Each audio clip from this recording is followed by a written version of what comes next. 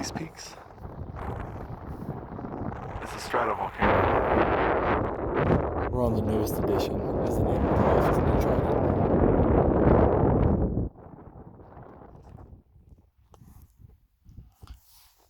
Down there are the lava flows from this crater. This is Katmai Bay. In the far distance, you can see Katmai Island.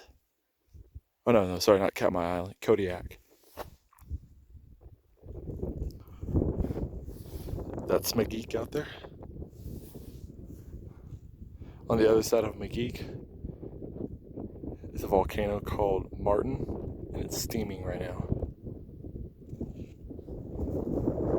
This is a volcanic dike. Those are all sedimentary layers from the Cretaceous.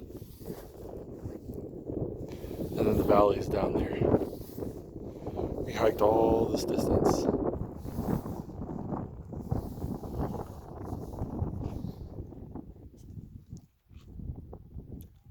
Hope y'all enjoyed.